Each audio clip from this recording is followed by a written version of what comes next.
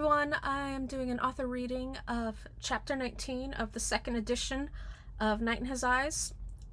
Last update, I'm currently revising that trilogy because I am writing a new book, standalone duology. Long story. And actually, there's another novella series coming that started yesterday, but we won't talk about Bruno. But anyway, I need to practice my narration because I will be self-narrating Scales of Sapphire and Gold, and you guys are pre-ordering it, and you expect an audiobook. So, yeah. I do stuff and then don't think about the long-term consequences because I like to just go. But, oh well. Chapter 19 of the revised edition, second edition of Night in His Eyes. What do you really want from me? Our gazes clash. I don't name him for his sake. He knows what he is, but I need to remember. What do you think I want, Aaron? Old, years counting into the thousands, powerful, will made manifest almost as if by thought alone. What low fae in history had waged a war against an old one and survived? I can't think of a single name, and I am barely low fae. I can't begin to guess, I say, hyper-aware of how close he stands, how he must be able to see the flutter of my pulse, how he must be able to hear the uneven exhalations of my breath. I don't know you. An undecipherable emotion crosses his face, gone as quick as a shooting star, leaving only intensity behind. I stare up into a penetrating gaze edged with the kind of desire that should be impossible between a high fae prince and a lowly halfling. You don't know me. I don't for 1 minute believe you took one look at me and decided you wanted me. One look? No, not one. He lowers his head. Wait, just wait. Let's think about this logically. Faint amusement in his gaze. My halfling, since when do you pause in your headfirst rush towards chaos to sense logic? I scowl. You don't know me. You keep saying that. To you it is the truth. The prince lowers his mouth, hovering over mine, and for a moment I think, for a moment a searing flash of heat in the air, and then he pulls away. He lets me exhale shakily before his hands sweep up my sides, settling under the curve of my breasts, not quite cupping their full weight. You are unclaimed. A quiet statement of fact, shorn of emotion, but I shiver, feeling the threat. I sense no other's touch on you. Fortunate for them, your house must have protected you. What? No one asked for me, and if they did, I can say no all by myself. I curl my hands around his wrists, tugging, ignoring how every caress coaxes an answering ping of desire. My body doesn't rule me. I'd be dead not to physically react to the seduction of a beautiful, virile male. Not even I am immune to the lure of power. I am still half fae. He allows me to push his hands away, a strategic retreat. There were offers, Aaron. You are Marion Capulet's daughter, and you have held your house against Montague for a decade, though you are scarce more than an infant. There were offers. There will be no more, however. Why? Because you're going to publicly stake a claim? Short of that, let the males beat a path to my door. Let them not, actually, but I'm trying to make a point. Renaud doesn't chuckle or grimace or reprimand me for my presumption, his cool stare patient. You're mad. And you are not? Interesting. Now he speaks. Quiet, Darkin, you aren't helping. The prince captures my mouth without warning, punishment for my mockery, devouring my will one exorable moment at a time. No mercy, only that false gentleness hiding ever-present danger. His thumbs brush against my pebbled nipples, and I jerk to avoid a moan. Furious with him, furious with myself. Renaud releases my lips, trailing his fire and brimstone kisses up my jaw, along my rounded ear, his breath tickling my insides. Think. I need to think. This can't... He slides his hard thigh between mine, his body pushing me against the tree. A growing maelstrom of need heats the light, possessive caresses of his fingertips. If I let him take me, any hope of denying his claim disintegrates. The courts would fling me at him, least of all in the hopes that any urge for violence and mayhem after fully awakening would be sated in me. It wouldn't be the first time the Fae tossed a sacrifice to a beast and sat back to critique the carnage. No, no. Brilliant blue slashes me. No, you are mine. Here's the truth under the seduction, entitlement, sexual aggression. I slap him. His head snaps to the side with the force of my blow. That's what I said, High Lord. No. It is the most difficult no that has ever left my mouth. The nerves in my body scream yes, but those wenches need to finish their drinks and go home. My body betrays me, spurring resentment. But he knows what he's doing. I'm 27, not even a fraction of a % of his age. Renaud steps back. Just a single step. As you wish. The hairs on my body rise at the mild response and arm themselves. If not for the trees at my back, I'd retreat, even knowing better than to run. But we did not finish our dance. He grabs me and spins us in a dizzying whirlwind back into the court clearing. This time I cling to him with no pretense at coordination or grace. It's a subtle punishment, rendering me helpless in his arms as we return to the vultures. Have you forgotten my vow, Prince? Even as I speak, it strangles me for 3 heartbeats, reminding me of the consequences of failure. I'm in the arms of the male whose throat I'm required to slit. Even if I want him, I can't have him except on his deathbed, or mine. His pale gaze travels across my face, over my lips, down the line of my bare shoulder and tense arm to fingers that flex open and close. When had his eyes shifted colors? He's turned off the glimpse of wild desire as if it never existed. I forget nothing.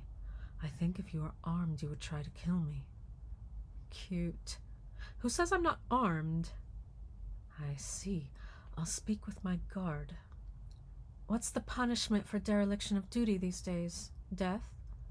You told me about age 14. Tell me of 16. I capture my hiss and stuff it back down. I've controlled myself so far. I can endure this a little while longer. A little while.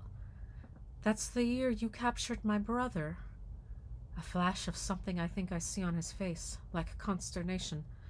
I haven't seen him since. Is Dannon still alive? The prince tilts his head down, lashes veiling his eyes. Have you seen a body? The pointed, gentle question warns to tread carefully. Fuck careful. I press myself against him, conveniently forgetting what I've just escaped, betting he still mutes our conversation. Use this flesh he wants so badly as a weapon. Renaud, the only reason your palace is still standing is because we haven't seen a body. His smile unfurls like a fallen angel unfolding tattered wings, cool and capricious, sensual lips revealing straight white teeth, a single misstep from tearing into my flesh. Are you cold, Aaron? Or is there another reason you press so sweetly against me? His attention lowers to my cleavage and his eyes flare, pupils dilating. More anger uncoils, sparked by the lust and malice entwined in his voice. What I am is using everything within me to restrain myself. Those eyes burn, flashing from glacial to blue flame in a whiplash. This is you practicing restraint. One wonders what you're like when unleashed. Enough of this. I stop moving, making dead weight of my body, forcing him to halt. If I don't escape now, I'll do something not nice. I hang on to civilized behavior by a thread. Prince, when you see me unleashed, it will be because I'm covered in your blood. Only if you are on your back, lady, or your knees, then you may have my blood all you wish. I recoil, not because it disgusts me, because it doesn't. Anger morphs to desperation. I'll die before I let you have me, which is probably true. Renaud's hands clamp on me, a warning he can whisk me back into that bower of trees. I can execute you for speaking to me thus. So speaks every insecure ruler ever. My voice trembles despite my defiance. The prince lowers his head and bites the rim of my ear, sharp and punishing. You court death, little halfling. Is this how you wish me to woo you? Pain and punishment, desire and debasement. Teetering on the verge of reckless, I unsheath my own mockery. I fear none of that, prince. I thought you said you knew me. He slides his hands down and grips my buttocks, squeezing, blatant ownership in the touch. You are fortunate, Arna Farone, that your worth to me is greater than you comprehend. You are fortunate that worth outweighs your disrespect. A choice hovers in the air like a sword against my neck, but then Renaud releases me and steps back, bending in a low bow. I lock my knees to keep from sinking to the stones, to keep from lunging at him with my hidden blade. For a split second I'd been certain he was about to force me to my knees, cover my hips with his, and fuck me until I screamed in front of the court. Lady Arryn, it has been a pleasure, a flicker of feral amusement. Perhaps you should return to your father now. Ava malise sova anfala akramisha neshir. I freeze when I hear those last, almost taunting words aloud, staring at him a split second, then turn on my heels to leave. But I stop, turn back to him. He doesn't move, standing fey and feral, leashed only by whatever long-term goal requires short-term, tenuous self-control. Nora is wrong. Maybe the whole damn species is wrong. Force isn't an act of power, it's admission that you lack intelligence, the strategy, the charisma, the will to win another to your side. I hold his narrowed gaze, not allowing him to break it. I want him to understand. I need him to understand. If he plays this game with me, neither of us will win. If he plays this game with me, the city will burn. It's not in me, what my aunt says I must do. Submit to what I don't want, pretend to be weak, make myself a snake, a slithering thing that works from behind the shadows because they are stronger than my blaze, strong enough to snuff me out. My hand curls, nails pricking my palms, sharper than I remember. It is not in me. For the sake of my house I would try, but I would fail. I know myself. Force is weakness. And the reason why this city decays because none of us has the power to command willingness. So prove your weakness, Prince. Prove your impotence. Take from me by force what you can't otherwise win because you can offer me nothing I want. Because you are nothing I want. But you better kill me when I'm done. Blue ears sear mine. He's white, with anger or some other emotion I don't know. The evening breeze whips around us, his silky black hair obscuring his face a moment. I get a mouthful of mine, probably not cute as I spit it out. Will you come to me then if I wait? Will you give me your allegiance, your body, your soul? I don't know, Renaud. Arryn, he says after I've turned and walked 3 steps. What I want from you is neither simple nor temporary. True rape is a contemptible game, and I'm not a fool.